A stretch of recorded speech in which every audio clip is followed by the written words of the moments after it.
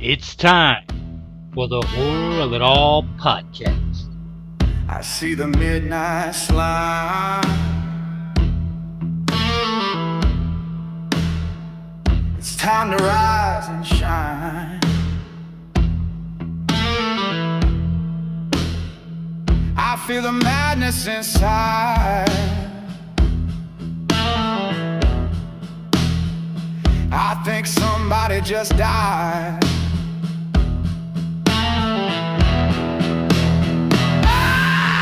It's the horror of it all. The bodies as they fall. My monsters when they call. Your shadows on the wall.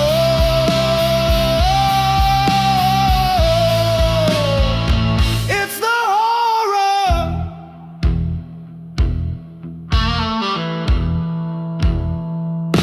The horror of it all.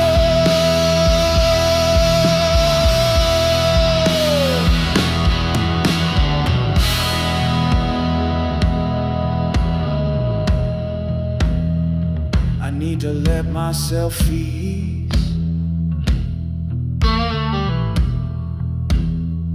I need to unleash the beast.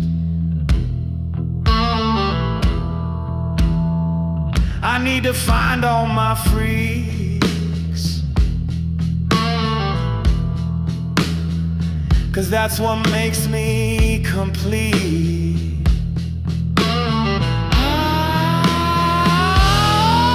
It's the horror of it all.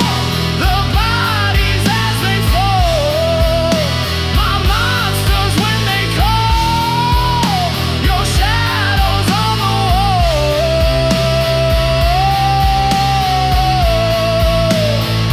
It's the horror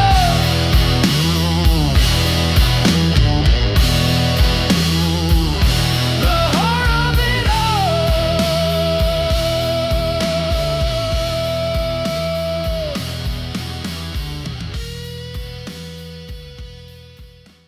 Hello, horror fans. I'm your host, Crazy J. DeCorley, and it's time for episode 2 of the Horror of It All podcast. That's right, folks. The nights are colder, the pumpkins are ripe, and the movies are about to get a whole lot scarier. All horror fans scream for Halloween scare flicks, but this year we're skipping the obvious ones.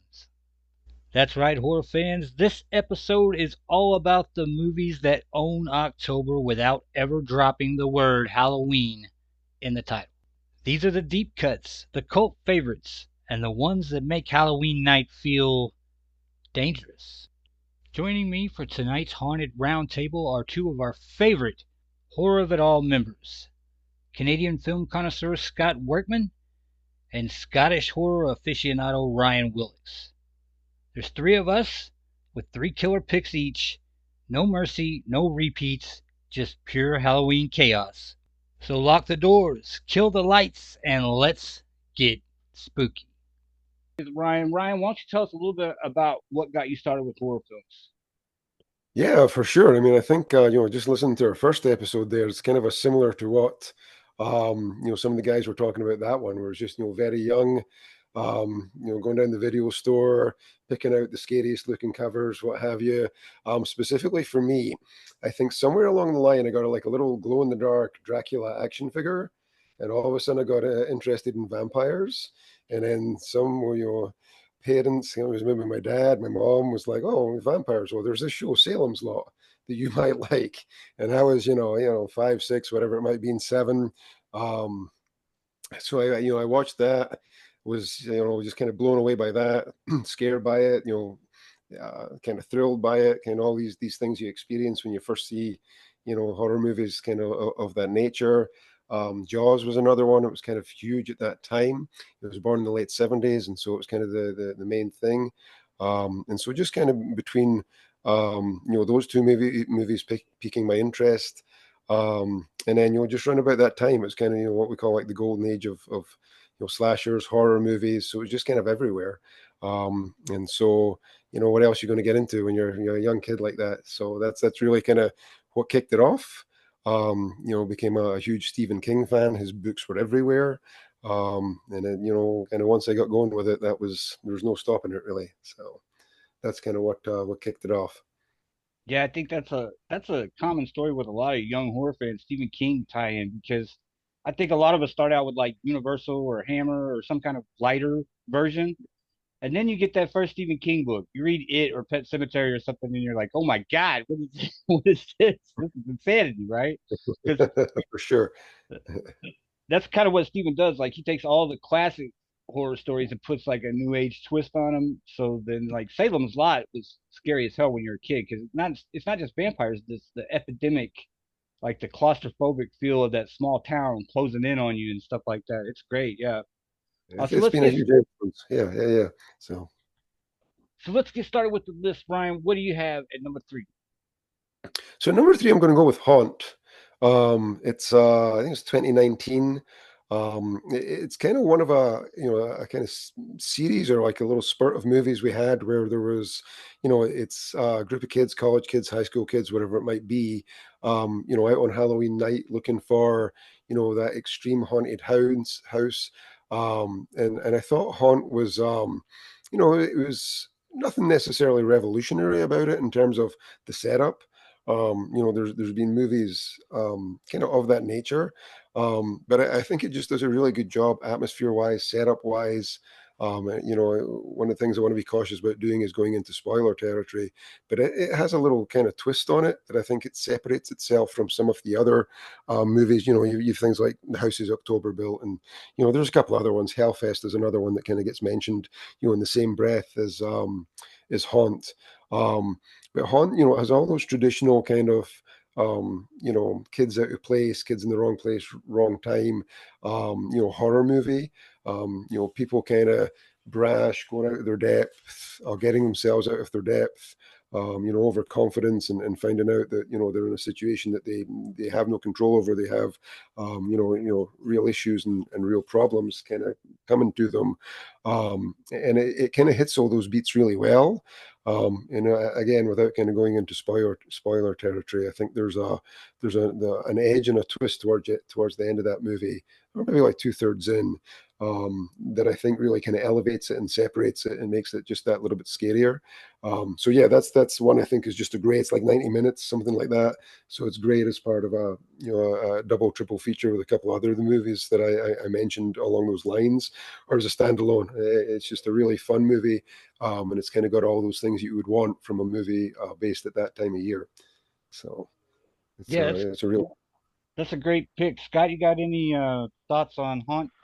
Yeah, no, that was on my short list of one I might want to talk about too, because yeah, it is a really fun movie, and it's written directed by the guys who co-created Quiet Place, or yeah, Quiet Place, and but yeah, no, it's good. Like yeah, I would throw Bloodfest in there as well as another one that's like that, or even there's a season of Channel Zero that is like it. But yeah, no, it's a fun setup. It's not necessarily cliched, but it is a setup that's been done over and over. But this one, yeah, this one is certainly one of the top ones, and yeah, it's got some really good kills, good strong blood, and yeah, it's pretty entertaining.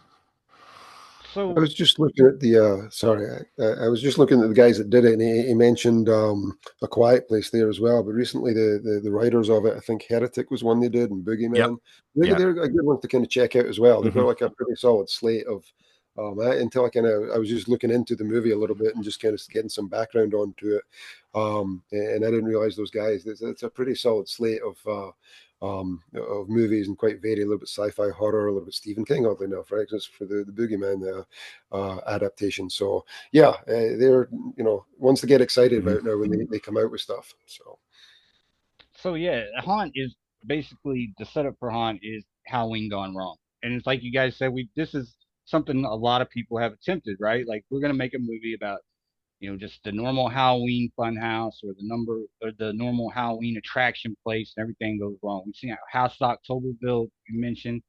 When I saw Haunt, I felt like that's it. That's the vibe. That's the one that we've been looking for, right? Because nobody else was. Hmm. They were kind of hit and miss on the plot, before Hunt, and I really liked Hunt.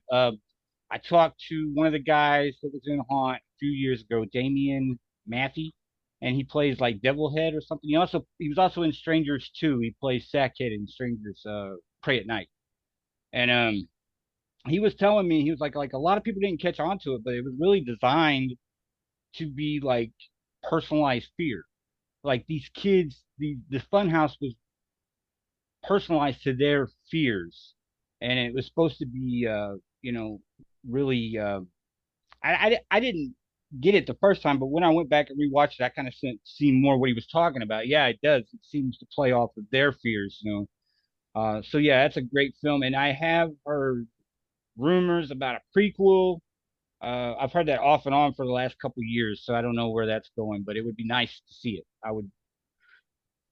All right, next up we have Scott Workman. Scott, why don't you tell us about how you got into horror films? Okay, it like yeah, it's much like Ryan said. It's very similar. I think my love of horror or curiosity of horror started before I was even watching them, just by going around the old brick and mortar video stores, before the whole franchise has kicked in, and just browsing the shelves and just being in awe of these covers and being curious if the movies could live up to what was being shown on the covers. Like things like Death Ship and Maniac, which I think is still one of the greatest covers for box art. Happy Birthday to Me. Those things really stood out to me. And even just some of the taglines, like Funhouse, that tagline still gets me, the pay to get in, pray to get out. Um, and yeah, I was just really piqued my curiosity for like a couple years before my parents even let me start seeing some of that. But I slowly started again. My parents really weren't big horror buffs. I know they saw Halloween at the theater, but I think my dad watched it through his fingers.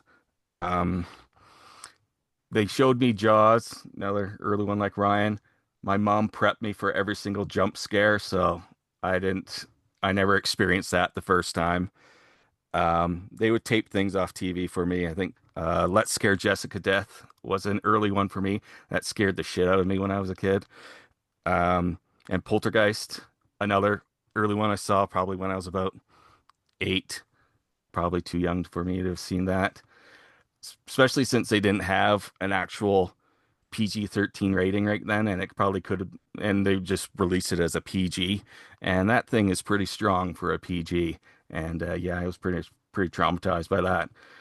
So outside of that, I just started seeing movies at sleepovers at my friend's house because I wasn't seeing them with my mom and dad, and Nightmare on Elm Street, Creep Show, and yeah, I think because of for me it was taboo with the violence and the scares and all that. And so I think that's what intrigued me for it. And yeah, I've been a fan ever since.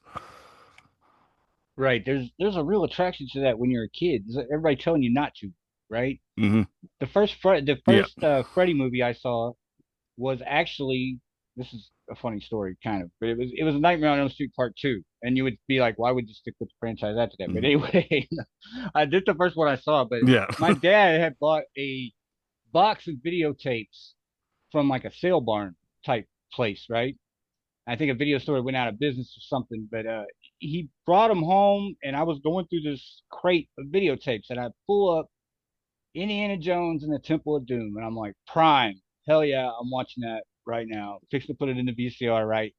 Take the cover off, and inside the video is Nightmare on Elm Street Part 2, Freddy's Revenge. I slide it back instantly, No. right? I'm like, nobody Yeah. saw that. Yeah. So Yeah. like 2 o'clock in the morning, I'm in the living room by myself watching this movie, and I'm like, this is the scariest shit I've ever seen. It's great, yeah. But all right, Scott, what do you have for your number three pick? For me, it's more of a horror adjacent because it leads up to uh like a horror dance. It's The Guest from 2014, directed by Adam Wingard. Of course, he did Your Your Next, which is just a modern classic. Um, And yeah, it's just about a stranger shows up at his family's house who says he's been a friend of their deceased son. They were in the military together, and he kind of warms himself up to the family, helps with some of their problems, like the kids The son is being bullied, and some other things start happening in the background that um, they're not sure if he's responsible for, and he's not who he seems because there are people after him, and apparently he's well, not it's a slight spoiler. He's part of a special program, and he's not really supposed to be alive, and so people are after him. And there's some really good fight stuff. The climaxes in an old like cat and mouse slasher type chase him in the Halloween dance set piece. And yeah, it's just a fun movie overall. Yeah, that's a good one. Hey, Ryan, have you seen The Guest? I have, yeah, I actually really liked it. I think, we're talking about it being horror adjacent, and I think, it has the elements of like Terminator, Halloween, it's because the killer isn't supernatural. Yep. I really think that, and it also has two of my favorite actors in it. Dan Stevens, I think, is wildly underrated. I don't think I've seen him in something I Oh, didn't he's like. excellent. Yeah. Yeah. And Maika Monroe is, again, I think we're blessed with a lot of kind of modern scream queens. Sometimes they don't get the credit, but again, Hmm. she's another one's fantastic. So a really fun movie. And the late great, yeah, sorry, I was going to say the late great Lance Yeah, Hendrick is yeah, in it as well. He's fantastic. Yeah, it's a great movie. I remember when I saw this was like 10 years ago, 11 years ago, something like that. Uh, Hmm. and I've been saying it since then. I'm still saying it. Dan Stevens should play James Bond. He should be the next James Bond. He just has that thing that it takes to be James Bond. Yeah. You can see him doing it, and he's a great actor. And he's still around. Like Yeah. he's still doing like Abigail. We see him now he's getting these villainous roles and stuff like that because people Yeah. are like, oh, he can act. He's not just a Cuckoo. good looking guy. Yeah. Yeah. Cuckoo was another Yeah, good he was one. in Yeah. Cuckoo last year. The Yeah, he's Guest is a great. great film, a great one. I absolutely encourage everybody. If you love Adam Wingard, if you've seen like the newer Adam Wingard stuff, like the King Kong, Godzilla stuff, there is a run. This guy had a run of films when he first came out. Horrible Way to Die, Pop Skull, You're Next, The Guest. Go watch those four at least. If you want to throw Home Sweet Home in there, that's like his student film with Bill Moseley. It's wacky, but it's fun too. But that's like there's like four of the best, like one right after another debut films. And like nobody talks about those movies. You're Next to get some mention out there. I see You're Yeah. Next sometimes. People talk about when's the sequel, when's the sequel. But that won't ever happen. I think Adam moved on, right? Like he's not with Simon and for all those sure. guys anymore. He's doing the big stuff Yeah. now. So all right. So next, let's see. It's time for my number three pick, and my number three pick is Donnie Darko. Now, this is a film that we threw around a little bit between us before we got here, and I decided I'd pick it up Yeah. because I get lost in Donnie Darko sometimes. Like when I was a kid, I didn't like it that much. First few times I saw it, I did not like it that much. There were things about it I liked that kept me going back to it. The music, the style, things like that would make you want to watch it again. The cast is amazing, right? All great Absolutely. performances. And as a kid, I kept going back to it, and I'm like, I don't like this movie. Why do I keep watching it? And then it hit me. It's like it's not a horror film. First off, you have to throw that out. It's not a horror film. It's what you said, horror adjacent. I would say this is Yeah. more like a pure sci-fi film that just has spooky elements because of what it means. You know, the implications of what's about to happen, right? And there is kind Yes. of a shadow over Donnie throughout this film. And it's because there's an incident that happens early on in the film that creates a temporal rift.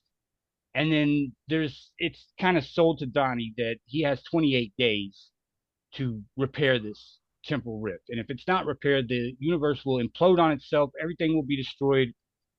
This copy that has been created and the natural universe will be destroyed if it's not repaired, right? So there's a lot of talk about time travel and different stuff like that in this, but the what really sticks with you, I think, is like all the symbolism, the different things that just you don't know exactly what it is, but there's something there. Like Frank. Frank is not a zombie. He's not a ghost. He's more like an omen, right? It's just something there that's Hmm. supposed to tell you things aren't right. Yeah, And yeah, but it's so creepy that people latched onto that imagery and said this horror movie sucks. And it's not a horror movie. That Yeah. one part was like dark and spooky, and it got you to think it was a horror movie, but it's not. It's a sci-fi movie straight up, pretty much. And yeah, it's a movie that I keep going back to. I'm gonna watch it again probably this Halloween just to try to get one more look. I also love uh Patrick Swayze's role in that. How weird is that, right? Patrick Swayze was like the Yeah. America's good guy, and then that's exactly what he plays in that, right? He plays America's good guy who's really got those deep dark. Everybody in that movie has some underlying stuff going on, right? Even down to like this is like the first time I remember seeing Maggie Gyllenhaal. This is the first time I remember seeing her, and I was like, Hmm. damn, she can act too. She's good too. So talented family. That was my number three pick. Scott, what's your thoughts on Donnie Darko? Yeah, Darnto. I actually had watched it last night with my son. I hadn't seen it in probably Oh yeah. 20 years. My son's 19, so he's totally it would totally fine, man. He's all into science and time travel and all that kind of stuff. Um, but yeah, no, it's I think for me, I decided to exchange it just because there wasn't a huge as big as Halloween element in it because it's leading up to Halloween. They talk that the end of the world is going to happen like October 30th, but it's not really a main story thread. So that's kind of why I dropped it. But it was the first time watching the director's cut.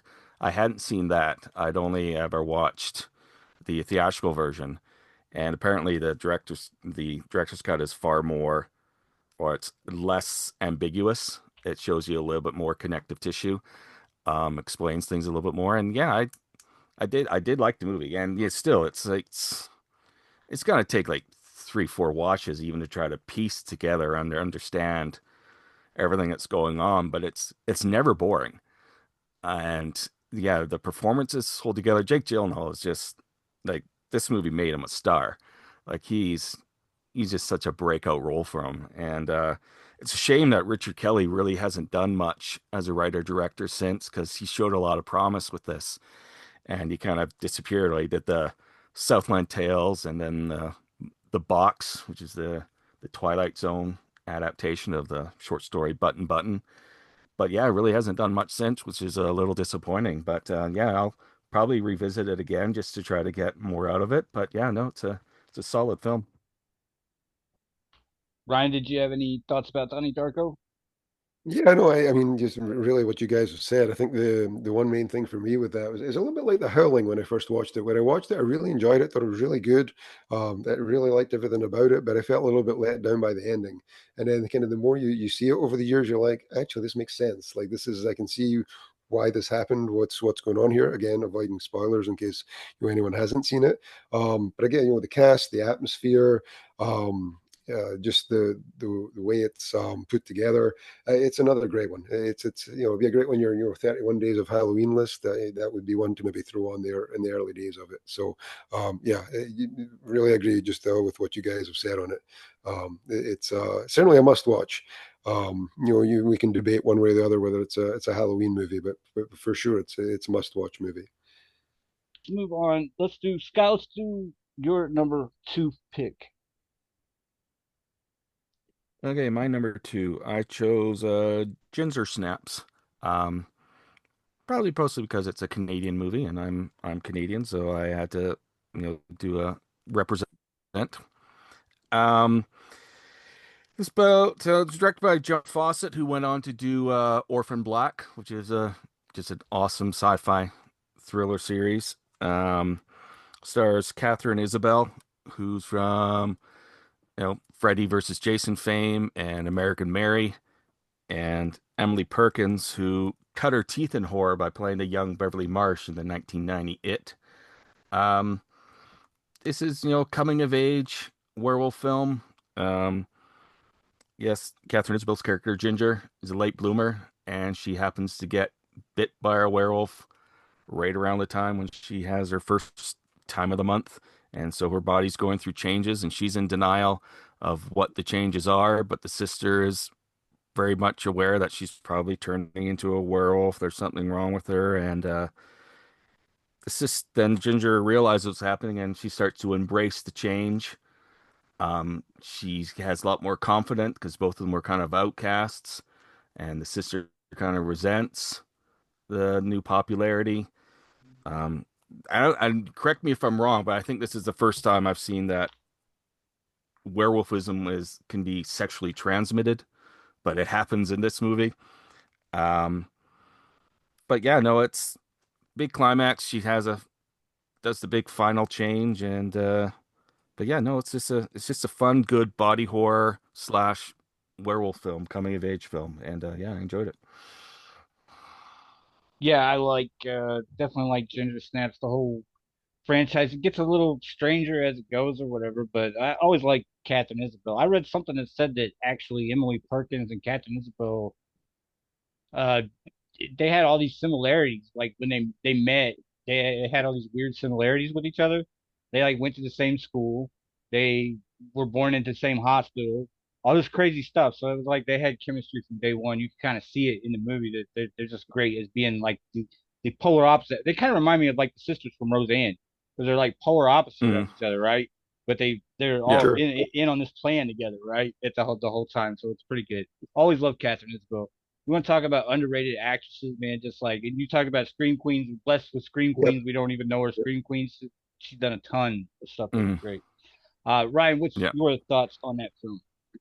Yeah, so werewolf movies are, if they're not my favorite, then they're right there, and it's right up there as well. I really like the end of this movie. I think it's like really dramatic, really kind of tense.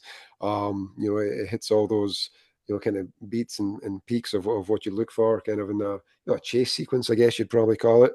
And yeah, just overall, it's got a great atmosphere. Cast is great. The performances, again, we're talking breakout actors, right? Actors maybe in their first role or certainly their first leading roles. And the werewolf itself is great. A lot of these kind of creature features, whether it's werewolf or something else, they stand or fall based on kind of the creature design. And it has a great one. And again, it's just got a real good vibe about it. It's got a good horror movie feel. So yeah, it's a really great one to rewatch, and again, you pick up more things when you rewatch it as well. So yeah, we say we don't have enough great werewolf movies, but if you look, they're there, and that's certainly one of them. All right, Ryan, what do you have for your number two pick? All right, so I got one here. It's from the UK originally. It's a kind of a notorious one where I'm from, and so I've picked a movie, or technically a show called Ghostwatch, and it's for the longest time it wasn't available, to kind of rent, stream, see. It was basically a faux Halloween special shown on Halloween night in 1992. And really what it was, presented a lot like what we see a lot of now in terms of, ghost hunters live at the Eastern State Penitentiary, whatever it might be, these kind of Halloween special night things. And what they did, the BBC, it was a BBC broadcast, was they basically took the story of the Enfield poltergeist, which that was the basis of The Conjuring 2. There's been a mini series about it, fairly recently, and they fictionalized it kind of just enough to present it as a live broadcast from the haunted house, and it's kind of it's supposed to be a legit TV paranormal investigation. They had phone numbers that you could call in. If you see anything, to report to the team. Behind the scenes. But I think the really thing about it, or the really clever thing, excuse me, the really clever thing about it is, um, it was the cast they had in, and they staffed it, or they cast it with really popular, renowned, respected news people, I guess. Um, for want of a better word, the main character, or the host. I'm not sure how familiar everyone would be with him. There's a guy called Michael Parkinson. He was, if you were, he had his own television show, interview show, kind of like a Jay Leno or a Johnny Carson, or whatever, whatever you want to kind of make the comparison. And so he was like a really trusted figure. I mean, if you were on his show, that meant you'd made it there. Like you were, I believe he had like Muhammad Ali on his show two, three times, did interviews with him. So you imagine you're sitting down there, you turn this thing on, and here's Michael Parkinson's like the most trusted face in your living room, and he's telling you, yes, it's all right, we're just doing this investigation, and then things get crazier and crazier and creepier and creepier. And so, if you view it from the lens of what we see now, and we have Blair Witch Project and the last broadcast, and there's a whole bunch of found footage in that type of movie now, you're probably going to look at it and be like, yeah, sure, it's okay. But I think if you go into it kind of with the context and perspective, there's a lot of really creepy stuff in it, a lot of effective stuff. It's a very kind of, late 19th century, if we can say that, still quiet, British, very very kind of respectable and atmospheric production. And so it's an interesting one. Again, it maybe doesn't hold up completely now, but I think again, I would call it a must watch, just based on the context of it and the kind of legacy of it. So Hmm. Yeah, Ghostwatch is great, man. It's like the War of the Worlds for the '90s, right? yeah, pretty much, yeah. Yep. Didn't they actually ban it after that, or like they didn't ban it, but they said you can't ever show it again on It network was basically television? never aired. Sorry, yeah, it was basically never aired again. It may have cropped up now that there's kind of, much more channels over in everywhere, and obviously online and everything. Again, the thing to bear in mind is the time it was released, there was only really like 3 or 4 channels. Right. So, if it was on TV, it kind of must be true sort of thing. And it's not to be disrespectful, right? It's just, the way they kind of set it up, like it kind of blows my mind. And just kind of like an aside, it's I didn't actually see it the night it came out. It was kind of years later. I was a little bit old to be trick or treating, but what my friends and I would do would kind of just go out on Halloween night, knocking doors, seeing if people would give us money. So we were out doing that when this was on. So it Right. wasn't until much after the fact that I actually kind of sat down to catch up to it. But yeah, I mean, very much kind of what you said. Yeah, let's get Scott's thoughts on Ghostwatch. Yeah. I probably saw this about 5 years ago because that's kind of when it started appearing on the streaming services, and it's always appeared on like these horror lists of hard to find horror or must see found footage films. And so I was always curious to see it. So as soon as I saw it was available, I was like, yeah, I gotta jump on this. Um, I liked it, but I mean, I can only imagine what the impact would have been at the time when it first came out, especially since it's being presented as like a new special and people not realizing that this is all fake and set up. And but yeah, no, it's really well made, really put together. Seems very almost plausible, realistic. Um, like the journalists are playing it really well, like as though they're reacting to the things that are happening on screen, as though they're seeing it for the first time, and this is real life. And yeah, it seems very genuine. And yeah, would have been great to see it live, but well, I'm not British, so I wasn't there. Um, there is, I don't know if you guys seen there's like American version of it that they try to do called WNEF or WNUF Halloween Special. Oh Yep. yeah. Yep. Yeah, it's very, very similar.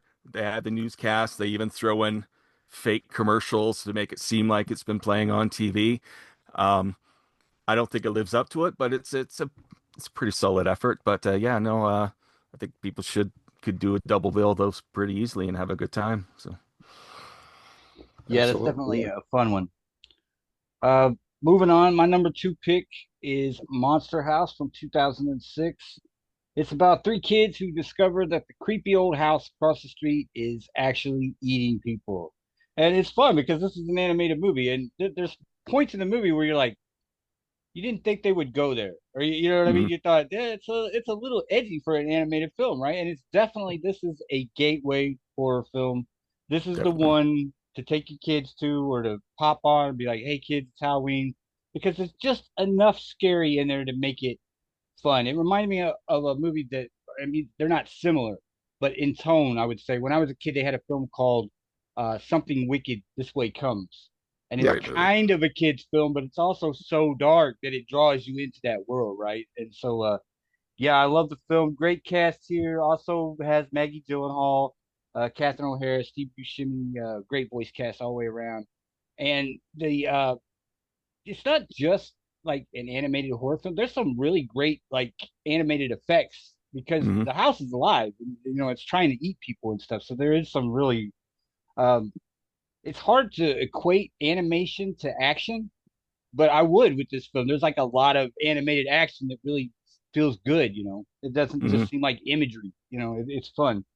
But so the story's from Dan Harmon, and a lot of people, if you've seen the show Community on TV, it ran for like 6 seasons, I think. Hmm. That's the kind of vibe. It has that kind of like deadpan humor, a little goofy, but it's definitely right there where you want it to be. And Um, Rick and Morty, he did as well. yeah, Rick and Morty, Yeah. also definitely got to check out. Rick and Morty is like the best sci-fi show on television. People don't give it, Hmm. they don't take it seriously because it's animated. That's one of the best sci-fi shows you'll ever see. Hmm. Um, but anyway, yeah. So let's see, Scott. What did you think about Monster House? Yeah, I really enjoyed it too. Yeah, it's got some really great animation, like almost like very intense imagery that yeah, kids would probably, if they're not prepared for it. I think I showed my son this fairly when he was fairly young. He was probably about 6 or 7, and he enjoyed it. Um, but yeah, no, it's so hard with the kids animated ones. It's either for adults anyways, it either hits too young or it's just dumb and not it's boring. But this is a great all ages horror. Even if you don't aren't watching with a kid, it's still a very entertaining, funny movie. And actually, it goes with it's also an answer to a question you had on in the group the other day about name a horror movie villain that turns out not to be a villain, and that would be Steve Buscemi's character in The House. Everyone Right. thinks he's this evil guy, but really he's being that way to keep people away from the house. And but yeah, no, it's a fun movie. I enjoyed it. I Right. would just, yeah, sorry, sorry, go ahead. No, I was just gonna ask if you had any thoughts about Monster House. No, so I actually haven't seen it, but I think you've kind of saved me here because every day is a school day, and so I'm trying to get the kids to watch something that's good for them, Hmm. or good for me, because then I can watch horror movies. So maybe not good Yeah. for them, but good for me. And so I gotta, the better half keeps a watch on some of that stuff. So Hmm. Monster House is one I might be able to sneak by. So yeah, Paranorman is good too. yeah, yeah, it's another, yeah, that's a good Yeah. one. Yeah. All right. So now I think we're down to our number one picks. And let's kick it off with Scott. Scott, what is your number one pick? I have 2007's Murder Party, um, from Jeremy Saulnier, who went on to do great things like Green Room and Blue Ruin, and most recently Rebel Ridge, which just won an Emmy Award for Best TV made for TV movie.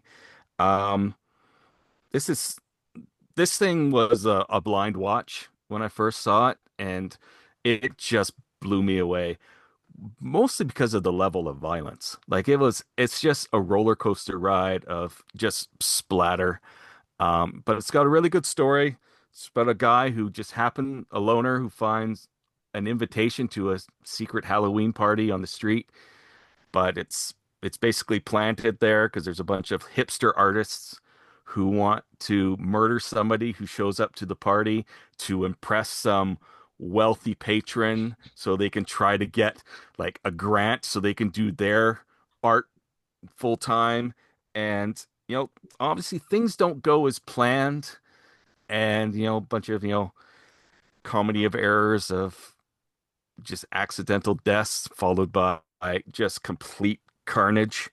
And yeah, it's so fun. And yeah, it's one of those ones that people they say, okay, recommend me something fun that I probably haven't seen. This is the one I always used to say to people because it's so well in left field and just highly entertaining. Yeah, it's a fun one. It also has like there's some bits of nostalgia because like the characters are dressed like Oh, one of them is dressed like the guy from the Warriors. yeah, I remember that.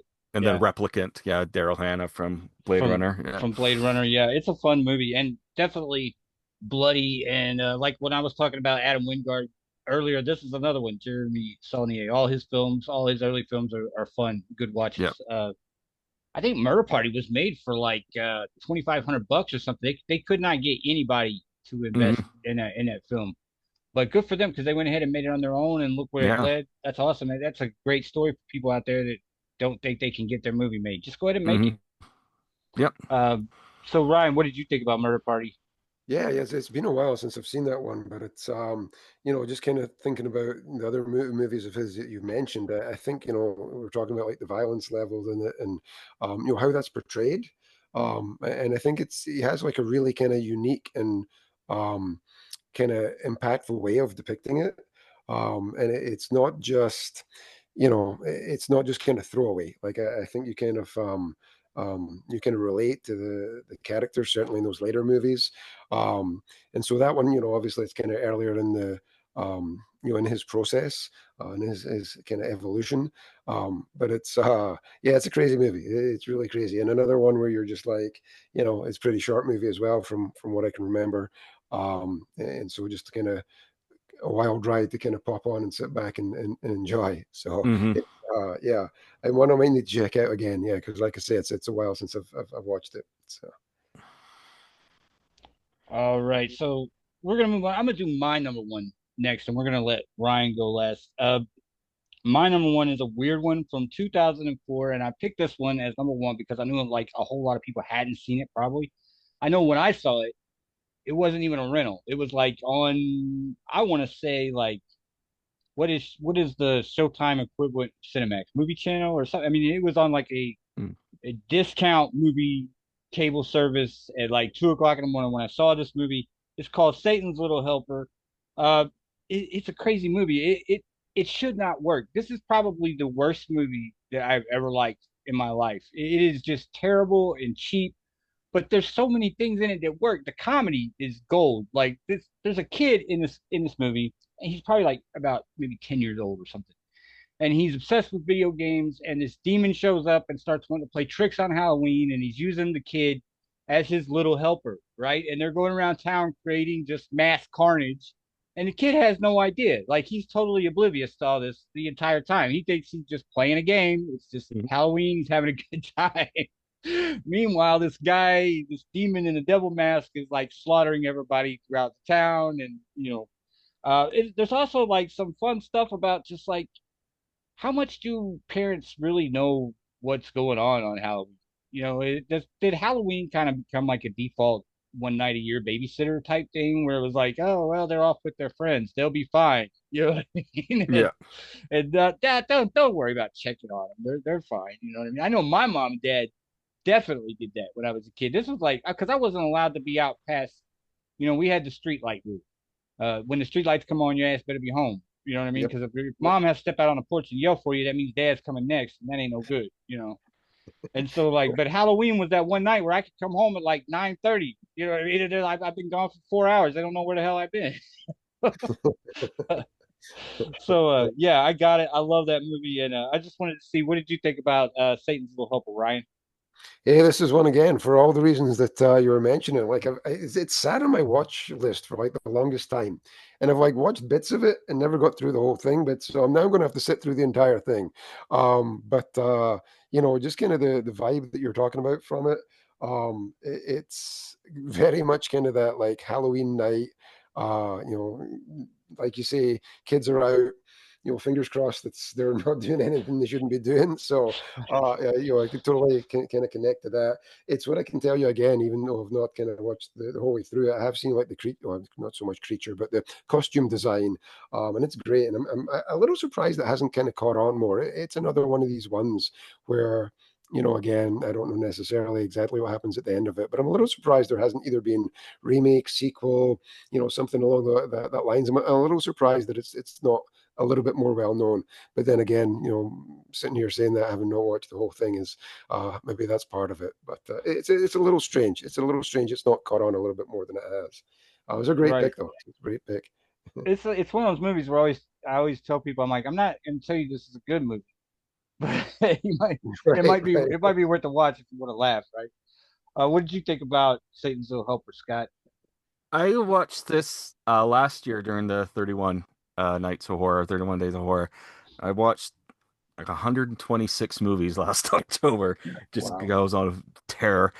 And this one was late in there. I'm looking at my letterbox list that I created for it, and it was movie 104.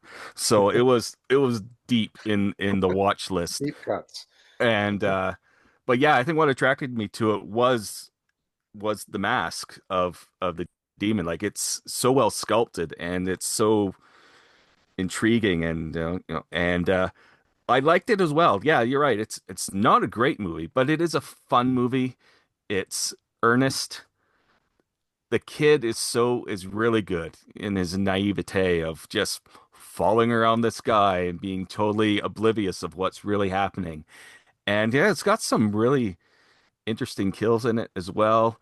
Um, but yeah, no, it's something I would recommend for somebody who just needs something that they can just turn their mind off and not have to worry about thinking too hard and just wanting to have a good time. And yeah, I'm glad I watched it. Even though it took me 104 movies to before I did watch it, but no, it's a good film I was in that just going regard.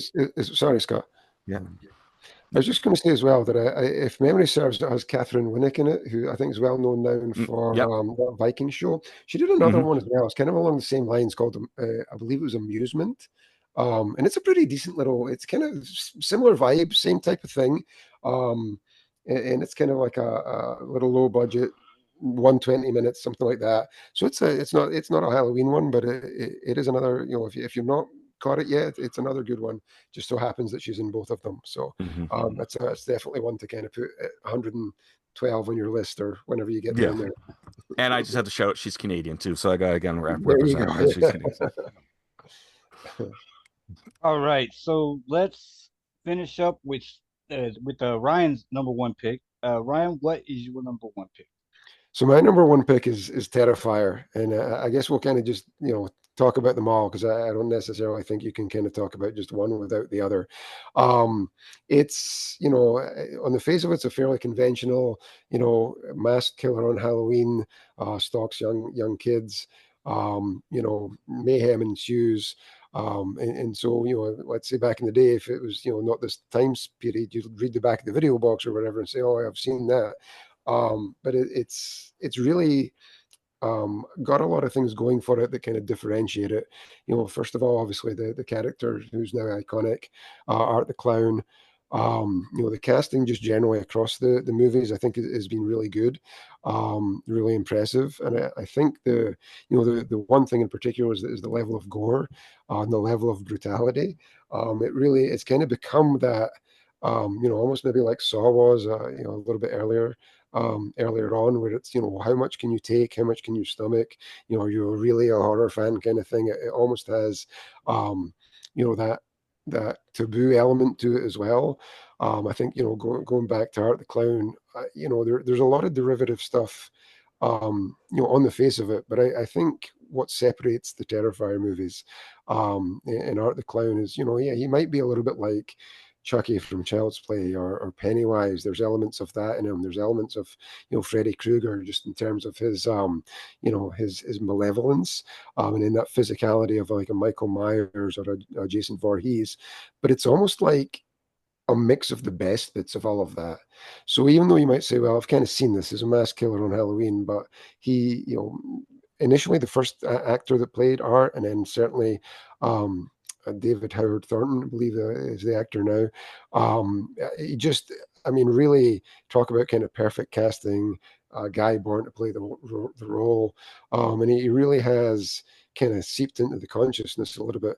Even to the extent we were going trick or treating last year, I remember, and there was a guy handing out candy to kids dressed as him, which is a little disconcerting, right? Like it's a little bit like you're sending your kid up to the house and someone's dressed like Art the Clown.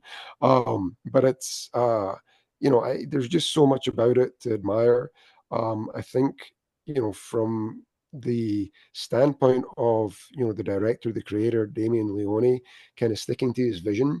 Because if you start at All Hallows Eve and you go all the way through to Terrifier 3, you can kind of clearly see him growing into it. You can clearly see him kind of sticking to the plan, gaining in confidence, responding to the audience, to the critics.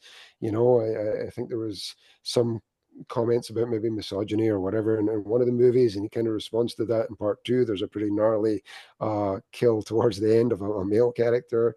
And just him, turning down studio money, being brave in his choices, kind of sticking to that. I think it's just, we're talking about examples to other filmmakers with Murder House, and Leone is certainly another one there, where he's kind of like, I'm going to do this my way, or I'm not going to do it at all, and you see the results of that. Art the Clown, obviously, just like I said, and then the casting, even from the All Hallows Eve, the people in that do a great job. The other thing I really like about it is the kind of Halloween feel and the progression of that. So in that first All Hallows Eve, you have the babysitter at home with the kids. In the second one, you have like kind of the college kids on the night out.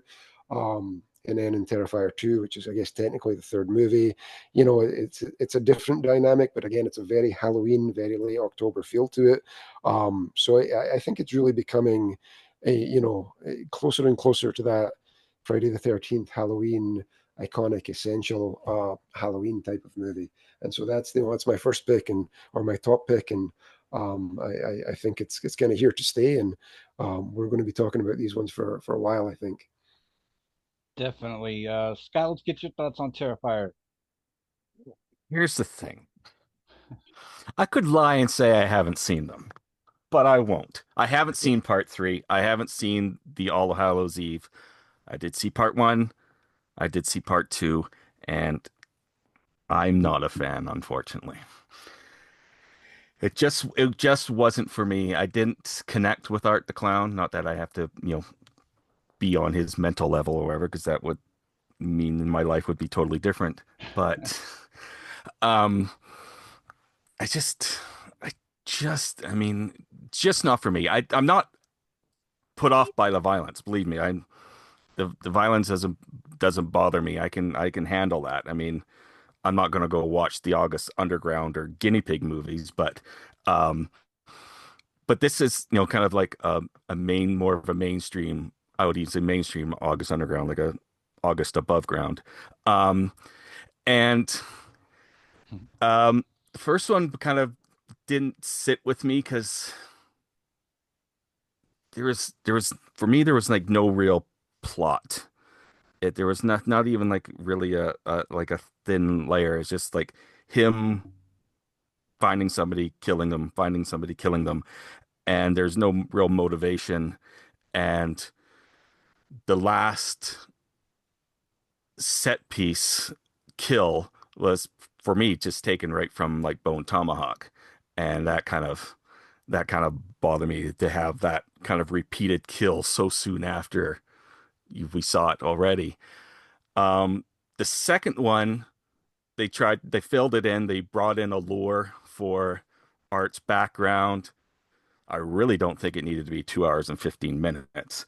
That seemed to be a little bit bloated. Um, but the lores for me didn't really. I think it was confusing itself because it's like, well, is Art a demon? Is he a ghost? Is he something else? Some people can see him, some people can't. And it's the same thing with the little girl demon. Is that a figment of Art's imagination, or can anybody else see it? And I think what put me off too. I'm sorry, but first time you meet the little girl, she shits her pants, and I'm like, really? Just like, yeah, like really? That's just. But anyways, I mean, I don't begrudge anybody who likes it. To each its own. But for me, I, I did want to give it a chance again because like I said, I didn't like the first one. I'm like, okay, I think they amp things up for part two. Let's see if I do it, and it just still didn't work. I'm hesitant on part three. Maybe I will give it a chance, but yeah, no, it's I'm sorry if I've disappointed people out there, but You're um, good, man. You're good. yeah, but yeah, no, it's I'm sure there's a lot of shit that I like that people are like, what? And like a lot of people question my love for the movie Rubber, which is Yeah, the fucking tire movie. fantastic. Yeah. But Okay, but like, let me just say, let me break in here. I think this is perfect because we just took the actual temperature of what everyone pretty much thinks about Terrifier. Because I'm about to fill in the blanks because this is the way it works. Ryan is a fan. Scott's not so much a fan, and I'm the guy who's kind of like in the middle. I okay. like aspects of Terrifier. The first I remember the first time I saw All Hallows Eve, there was something about it where I didn't say, oh my God, it's amazing. Just something about it where I was like, yeah, that guy's got some talent. You could tell he didn't have a whole lot to work with, but he had something that he wanted to make, and he did it. And I liked it. So I actually expected it, Terrifier, to be more like All Hallows Eve, but it wasn't. More solely based on art. One thing I will say about art is one thing I feel about that character is, to me, it's kind of like, I like what Ryan said, how it's kind of like a greatest hits, a mix of your favorite villains. And I always kind of thought about him as like ketchup in a squeeze bottle because I like ketchup. But when you put it in a squeeze bottle, I get it faster. It's right there. Boom, I Yeah. got my ketchup. You know what I mean? And that's what I feel like with art. It's kind of like streamlining the violence and all this stuff into one. I don't like the writing. I think writing, most of these films, the writing is terrible because, like, I love violence when it's shown to me in a way that, like, I can't deny it. You know what I'm saying? Like, Yeah. so like there's a movie called Visceral, Between the Ropes of Madness, about this guy who's a boxer. He's taking one too many shots, and he's got people like tied up in his house, beating the hell. It's violent. It's very, very violent, right? But there's enough interludes with plot and stuff to think about that you don't just focus on like Art cutting a girl up in a bed for like 40 minutes or something. Like, what is that? You know what I mean? Like, I get lost with that. I have to fast forward at some point because I need something else. But I do like it. I have my own like personal issues with David Howard Thornton. We're not close friends, but I would say that I think he's perfect for that. Like, yeah, I can't knock the guy because we don't get along. You know what I mean? Like, he's perfect as Art the Clown. And I will say this, that like I love to see phenomenons in horror because that's what keeps it Yep. going. And every now and then we get one, and that's just what Art happens to be. Maybe he is like that. Like, okay, like our parents probably were like that with Last House on the Left or something. Yep. And then like Yep. we had our movies like that, and now our kids are like, oh, I snuck this copy of Terrifier 3. We're all gonna watch it on my phone. You know what I mean? Mhm. Right. But I will say I thought 3 was better than 2, and I didn't. One thing that actually surprised me is occasionally, the writing that I do like is that occasionally Leone will subvert from what you expect. Yeah. Because, like, I remember in Terrifier very clearly when Art pulled that gun out and shot the girl in the face. I was like, nobody saw that coming, and everybody's gonna complain about that. They're gonna be like, Freddy wouldn't do that. Jason, of course they wouldn't. Yeah. But yeah, I love, like, he's not afraid to subvert. Occasionally. Um, the scene in 3 that I really like is the one with the at the bar with the Santa Claus, Yeah. where, Absolutely. because it's coming, right? You just know they're pushing him when it's getting set up, and you're like, you guys, it's just one of those moments where you're in the third one now, and you're like, you guys have no idea what's about to happen. Would you please just like close the bar and go home? So that's kind of why I give a lot of this stuff a pass with, because I mean, Scott's not wrong, obviously, in a lot of the stuff there, but that scene works, I think, because there's just a few lines of dialogue that kind of set up those characters, and they're not necessarily important, but it takes it a little away from that just mindless violence for the sake of the mindless violence. So it's a really good scene. It's really well done. The acting in it's well done. But yeah, I mean, I understand if a lot of these criticisms are. I mean, Damien Leone has kind of spoke about himself. So it is one of those. You kind of have to just buy into it and go with it. Or if there's something that stops you doing that, then it's yeah, it might not be for you, kind of thing. So it's one of those, right? It's one of those. All right, guys, that's it. I had a great time. I hope you guys had fun. Yeah, yeah. Yep. And with that, You may have convinced me to watch Terrifier 3. I might give that a whirl. I actually thought that one wasn't too bad. Like, Yeah. two lost me a little bit because it gets, like you said, it's got a long run time. It gets really weird at the end. It's kind of Right. hard to follow at the end, like what's going on here. And then there's that real long. I I don't. That one scene ruined the movie for me. Like the really long scene, the girl in the bed where he's just Yeah, cutting it's her a up, and little. I went Yeah, because yeah, it just yeah. goes on and on and on, and I'm like, it's at a certain point, I was like, She's I got to be dead now. yeah, it gets hard to even appreciate. Like you're seeing some really cool Right. practical effects in that scene, and it gets harder Yeah, and harder to appreciate them because you're being shown so much of it. You know what I mean? yeah, Right, no, right, it's right, kind of right, like beating a dead horse, but he did everything but beat her with a dead horse. right, right, Yeah. right, I mean, we started out with Hitchcock showing some blood go down the drain, and now we got right. Art on a bed chopping a girl up for 40 minutes. Yeah, You know, yeah. that's where we're at with it. So, That's your intermission. You don't get an intermission anymore. That's it. That's true. right. Yeah. All right, guys. Well, I hope we get to have you back. We'll have you guys back on. Hopefully, we'll get to have like eventually down the line. I would like to do like one where we can have some mix-ups. Some like Yeah. we had LaRon and Russell on the first episode, and we had you guys on this episode. We want to flip it Hmm. and mix them up, and we'll come up with some more great topics, guys. If you're not in the group, the horror of it all, go on Facebook, join the group. Let us know your thoughts, your feelings about all the things that we discussed. We'll give you our topics for the podcast if you want to be included. Leave your thoughts there. We'll read them on air, or you can send us a message. You can send us a voice audio message, and we'll put it on air.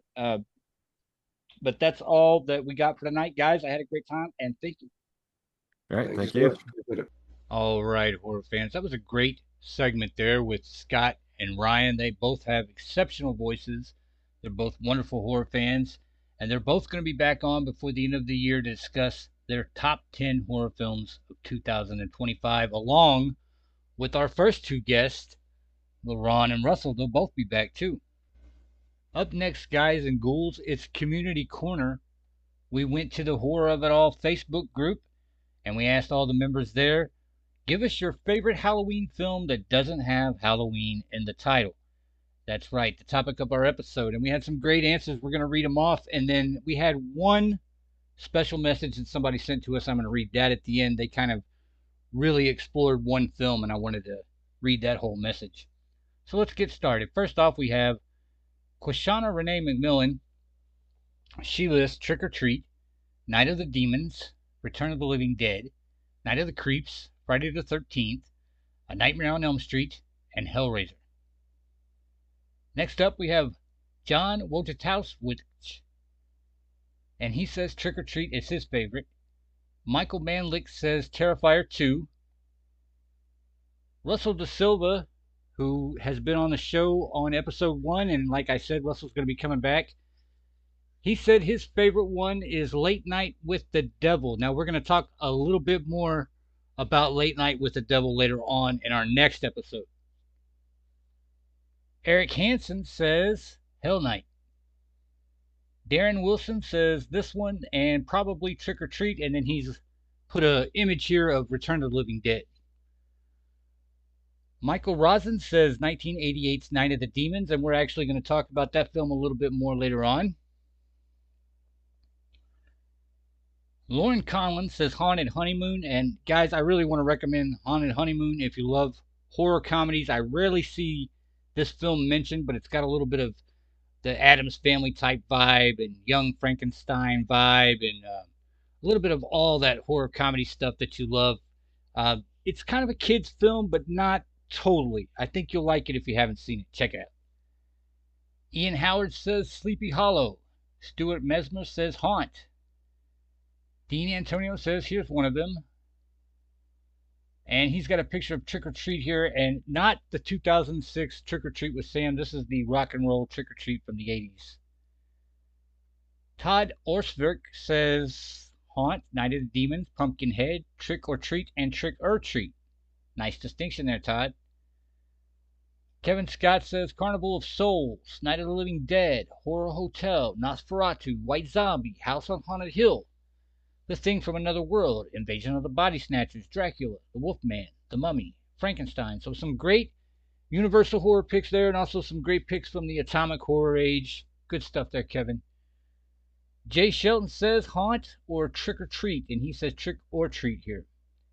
Jason Fisk says Holidays, which is a good pick because Holidays has little segments from each holiday in it, and it has one in it about Halloween. I believe it's directed by Kevin Smith and stars his daughter and I think Johnny Depp's daughter too. He also says the Phantasm series and A Nightmare on Elm Street. Terrence Jones says Trick or Treat. J.R. Nux says Hellfest. Katie Jarvis says Hocus Pocus. Juan Rodriguez says 13 Ghost. Amanda Hernandez says Friday the 13th, A Nightmare on Elm Street, and the Final Destination series. Alex Johnson says Hocus Pocus. That was the very first VHS film I bought with my own money as a kid. That's a great memory there, Alex. Brandy Weaver says A Nightmare on Elm Street, Evil Dead 2013, Trick or Treat, Friday the 13th, Final Destination, and The Texas Chainsaw Massacre 1974. Sean Quirk says, of course, Halloween. You knew somebody was going to say Halloween. Sean said it. Ben Van Wilden says Night of the Demons 1 and 2. So that's what you guys had. Great picks there, guys. Really good stuff. And we did have a message here from one of our members who wanted to talk a little bit more about one of the films. Kristen Johnson messaged me. Hi, Jay. I saw your post about Halloween movies without Halloween in the title and wanted to share one of mine. I'd say Night of the Demons is an amazing piece of 80s horror. After multiple views, certain scenes still make me cringe and shudder, especially the infamous lipstick scene with the iconic Linnea Quigley. The demon makeup on Angela is gruesome, and the little touch of her cross earring being reversed after her possession is just chef's kiss. Not to mention the awfully brilliant puns the demon makes while killing and chasing. Good old fun. The twist ending is one of my favorite parts too, totally unexpected and gruesome. The music, specifically the song during the credits, is so great. It's a perfect ballad to end such a film. I definitely recommend this one to anyone who hasn't seen it. So that's a great rundown there of Night of the Demons from Kristen Johnson. So thanks, Kristen. And remember, guys, if you want to get more in depth about a film, you want to talk about it a little bit more, but you don't necessarily want to be on the show or you don't have time, you can always send me a message and I will read it word for word right here. All right, guys, that's all we've got for this episode. We're going to do one more episode before Halloween night. Lisa Checker and I are going to get on here and talk about some of our favorite films to watch around Halloween. We're also going to do some more stuff with the group. And maybe we're going to read some Edgar Allan Poe stuff. I'm not sure. We're going to try it and see what it sounds like. If it's horrible, I'm definitely not going to record it for you guys. All right. That's all we've got for this episode, guys. Don't forget to join us for our next episode, guys. And if you're not a member of the Horror of It All Facebook group, what are you waiting for? Come join us right now. Thanks for listening, and keep it spooky, guys and girls. I need to let myself ease.